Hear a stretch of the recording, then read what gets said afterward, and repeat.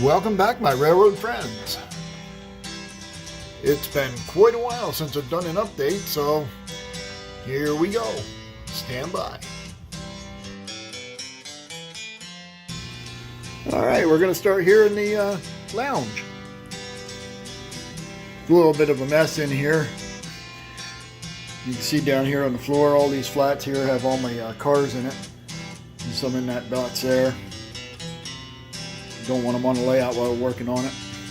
Gets really messy doing scenery, as you may all know. Yeah, my engines are all right here on the tabletop up here. And some black foam. This goes into the pier area for the water. The base of the water is going to be on that. Got that at Walmart. And we'll pan up here. I want to show you this. JMRI system, line drawing and layout, all the switches, signals, levers to throw the switches, all operational. You throw them in here, throws them out on the layout. And if you throw them out on layout, it will represent in here that it's been thrown. Signaling system. It's a work in progress right now. The signals are all in. They don't all quite work yet in the Logix. He's working on that. He's doing a lot of that from home. Sends it to me in an email. We put it back on here on the computer, overwrite it. Alright, we're going to stop here and continue out in the main layout room. Alright, here we are back out the layout room. Wanted to show you the drawing of the first deck. I did this on AnyRail 6. Things on the right there are my switches, names of them, numbers. I've started the second deck on AnyRail 6, but I haven't completed it yet. And someday maybe I'll do the staging yard as well. But as of right now, this is the only thing I have done. Alright, I want to explain to you that everything on my layout, for most part, is named after a family member, a place I've lived, or somewhere I've worked. Some of the buildings and businesses are not. They're going to be too hard to change the names. I'm going to leave them the way they are. But anything I can put a new name on, I'm gonna. And I name it after a family member usually, or somewhere that I've worked before. So with that being said, the pier is called Port Diana. Port Diana is after my wife Diana. She loves lighthouses. So, naturally, I had to name it Port Diana, with the lighthouse here. You can see the pier over here is built. This is where that black foam board I was talking about will go. This has to be raised.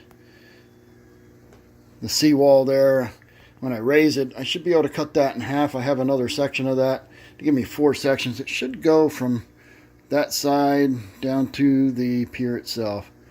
If not, I'll put some outcroppings in there of rocks or something. And next we're going to talk about this boat. This boat was bought by Andy, the guy doing my signaling system. He bought this at Ollie's. I believe he paid $10 for this. White kit, he put it together and painted it, did a magnificent job. And he also put lights in it, in the cabin. You can see the captain in there. Wonderful, wonderful job.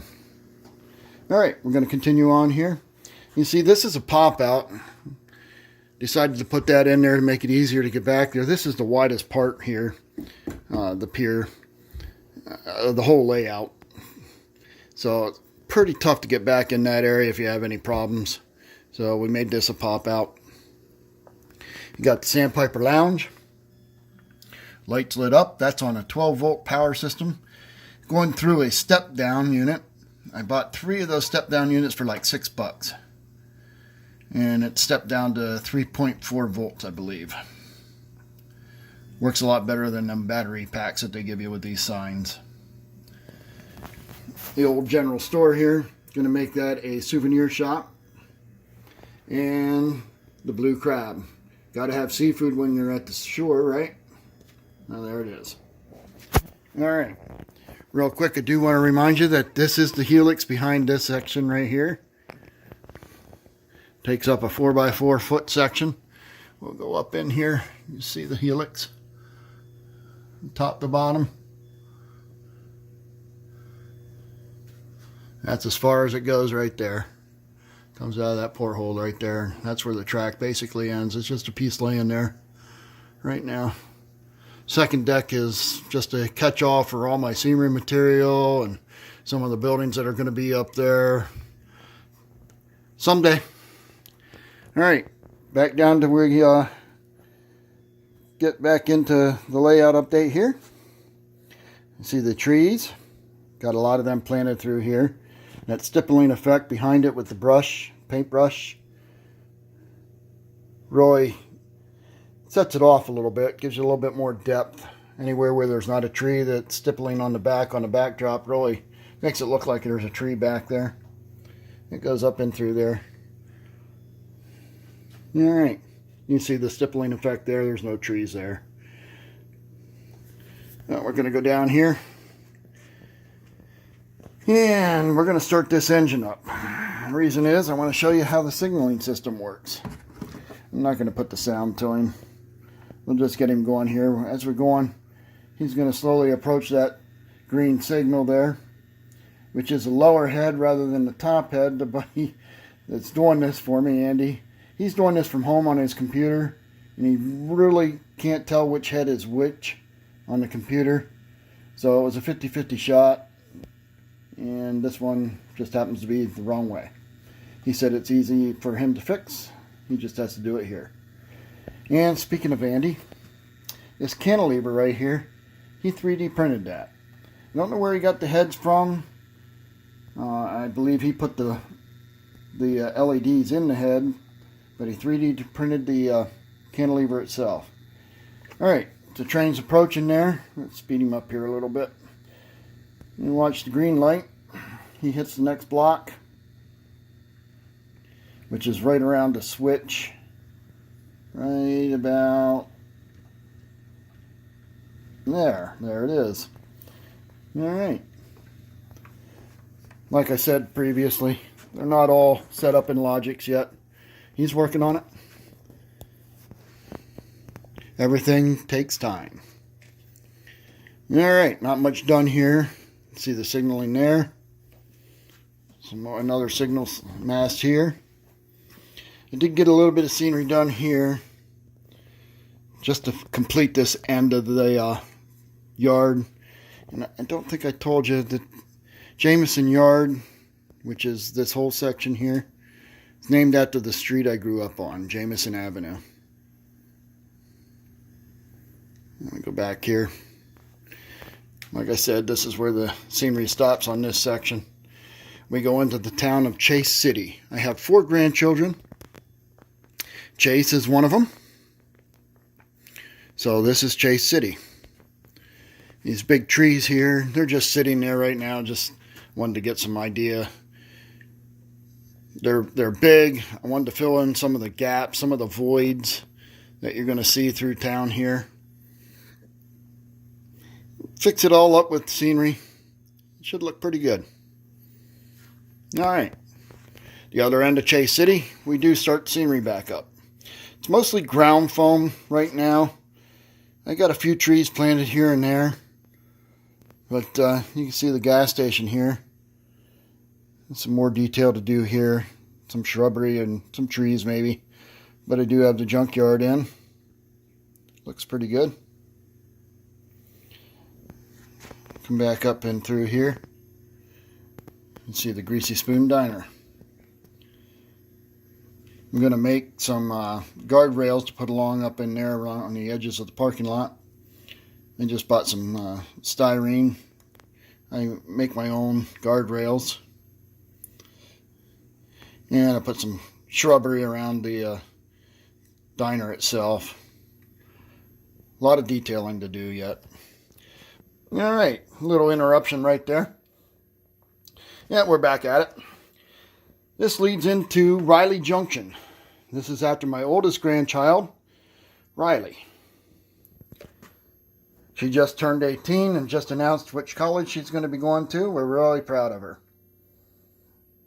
I'll show you these mailboxes. I just got these. A lot more scenery to do in through here. Obviously trees. You can see back in through there. And we'll go off the rectory and the church. The graveyard here. It was kind of an afterthought. I forgot I had those grave markers. I'm going to take that rougher ground foam back there and groom that out a little bit. Move the graveyard up through there just a hair.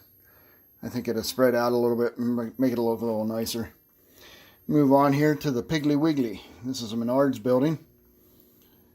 The pig's face is just super bright. I'm going to have to tone that down a little bit with maybe some grimy black in the airbrush or something. But you can see the detail on the inside.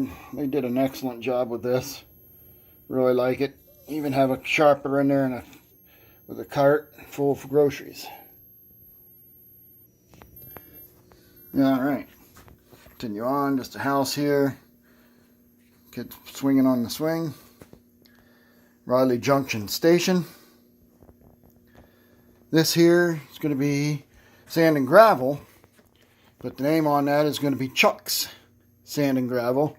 Chuck is my oldest daughter's husband, and right next to it, their last name is Fish.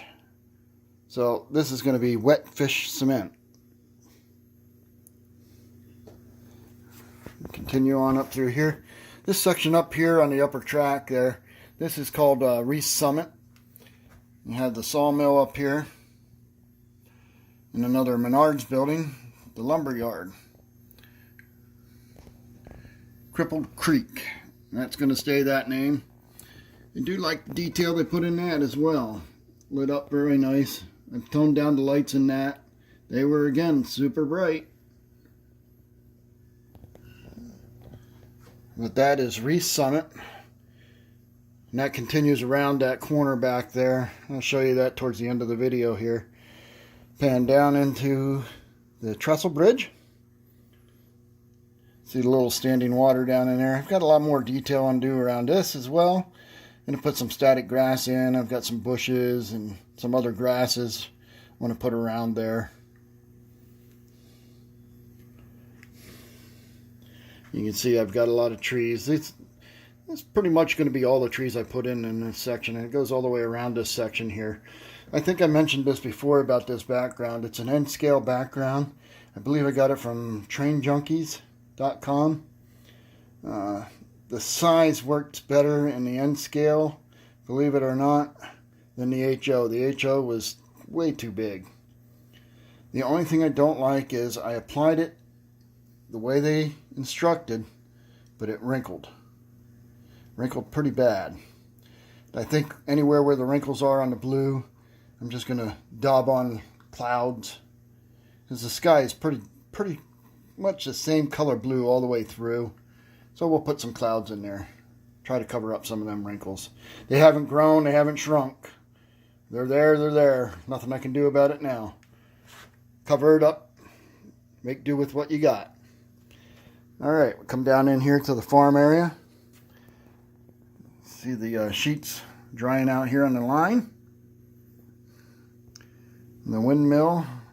Some chickens. Chicken coop there on the back of the barn. A rabbit coop. Some cows out here and fenced in. They're eating and drinking. The silos. This goes around. This little road comes around here for the farmer to go down. I haven't built it yet, but there's a decking system there that's for delivery of milk. This will be another location for the railroad to stop and pick something up. Reefer car, load the milk up. And he can also cross over here and get rid of the waste products. This is Matt's Manure. This is named after my son, Matthew. I'm sure he's really going to like that I named this Matt's Manure, but I like the way it sounds. So, it's going to stay that way. Alright.